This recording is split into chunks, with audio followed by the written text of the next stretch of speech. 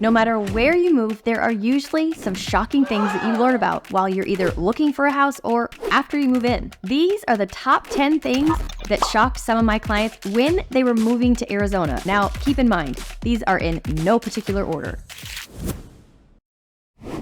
Now, the first one is mold, more specifically, black mold. Everyone hears about how dry Arizona is, so the thought of having mold is kind of counterintuitive. It just doesn't cross people's mind. But the reality is that homes here in Arizona can and do get mold, and the black mold can become a very big problem. Small leaks that go undetected behind toilets, under sinks, or behind washing machines, if not treated, can become really unhealthy and cause a lot of damage. The health issues can include respiratory problems, allergic reactions, and other symptoms. It is important to address any mold issues as quickly as possible to reduce any health issues and to minimize the damage. Now, this black mold that I'm talking about has a dark green or blackish appearance and typically has a slimy or a wet texture when it is actively growing. Not that I know anyone other than a mold professional that is really eager to go touch this stuff. Something important to mention is that not all mold looks the same, and black mold can vary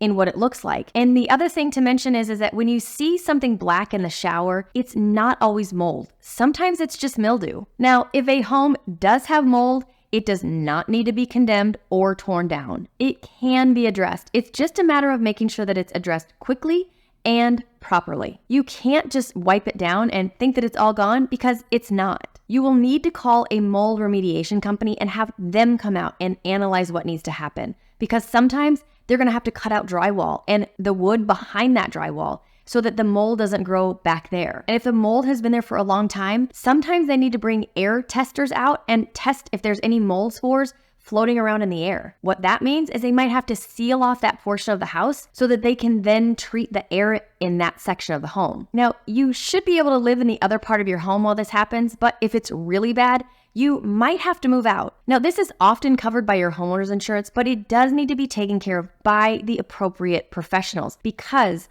you will need all the documentation when you go to sell the house again. You will have to disclose this to a new home buyer. And if I see that mold has been disclosed and I don't have the appropriate paperwork, that's the first thing I'm asking for. I want to see all that mold remediation documentation to make sure that it was handled the right way.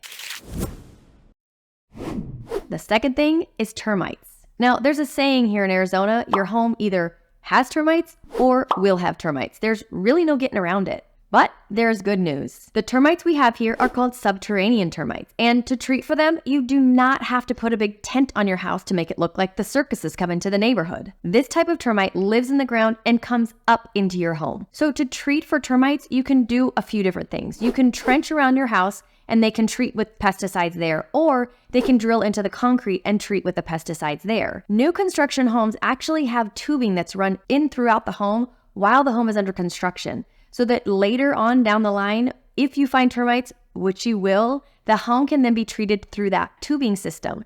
The other way you can do it is you can actually spot treat for these termites, which is something that I personally do. There's one area in my house that we have had termites come up every couple years, so it's just something we keep our eye on. And as soon as we see them, we call for the termite company, they come out, they spot treat that section of the house, and they're gone. Now, I and any inspector and any termite contractor that I have ever spoken to about these termites have all said they're not that big of a deal and they're easily treated. Then for this video, I wanted to go in and search the old Google just to see what they said, and wow, I am now not surprised why I have had some clients in the past absolutely get freaked out about our termites. Here is one of the first questions and answers that came up in my little old search about termites. Should I worry about subterranean termites? Their answer, subterranean termites can cause excessive damage.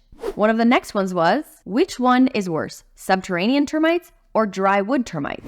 Subterranean termites are the most destructive termites in the entire US. Yikes. Then I got to this question. Are subterranean termites a deal breaker? The answer? In most cases, subterranean termites should not be a deal breaker. They then go on to say, unless there is an infestation. Now, what I can tell you is that out of the hundreds of homes that I have sold, I have never seen an infestation of termites. I'm not saying they don't exist, but I have never personally seen it. Now, as I go through these, I want to know, did any of them shock you, or did I miss something? Did something else shock you about moving to Arizona? Number 3 is your home exposure. And what I mean by that is, what direction does your home sit? Now, this is something that I will have a long conversation about with my clients when we're actually looking for a home. And it really matters if it's going to be a primary residence or a second home. For those looking for a primary residence, they will not often want a home that has a backyard that faces west. The afternoon sun in the summertime will be brutal, and you will likely have every window on that side of the home shut, locked down every afternoon until the sun goes down. Now, if this is going to be a second home and you love the sun, this is usually my clients that are coming from the Midwest or Canada, you might not mind having a backyard that faces west. These are the clients that often tell me, give me every ounce of sun that you've got. But they are not here during the hottest time of our year. So they close up their home and it doesn't bother them. Something else that can be a big determining factor on the orientation of your home is what community you're going to live in and what type of view do you want. If you are wanting a city-like view and you're going to be in North Scottsdale, your backyard or the rear of your home will likely face either west or southwest. If you can get it more of a southern exposure, that is the best exposure. It gives you great sun in the wintertime and will give you not as much sun in the summertime. Number 4 is the taxes. Now, unless people have done a ton of research on the taxes here in Arizona, which you would be surprised, a lot of people haven't when they come to start looking for homes, they're really shocked at how low our property taxes are. We actually sit at number 11 from the bottom. In other words, there are only 10 other states that have taxes lower than ours. Now, this can be extremely appealing for a lot of people that are moving here. I mean, the dollar amounts that I have heard in taxes that people pay moving from states like California, New York, or Nebraska of all places, they're shocking. And when I tell them what the taxes are on the homes we're looking at, they kind of scoff at me like, that's silly.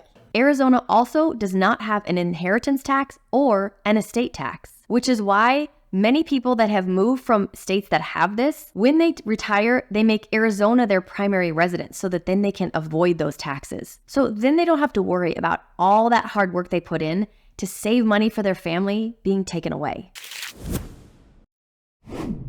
Number 5 is roofs. Roofs come up a lot when we're looking at homes here. I think one of the reasons is because many of the homes here in Arizona, they actually have tile roofs, and there's a lot of places across the US that they don't have tile roofs. What seems to shock people the most about the roofs is when the roof needs to be replaced. So when the roof needs to be replaced, they replace all the tiles and they do everything, right? And I'm like, well, not really. What happens is they take the roof tiles off, they stack them, then they replace the paper that's actually underneath. They might have to replace some of the plywood as well, but that paper is really what they're replacing. Then they take all those roof tiles that they stacked and then they replace them. And then they actually do change out any of the tiles that were broken so that they're not replacing broken tiles. But that's really all they do to replace our roofs. This makes the replacement cost a lot less expensive. However, I will tell you that when we replaced our own personal roof, I told my husband this is the least sexy home improvement that you can possibly do. It's necessary, but no one likes to do it.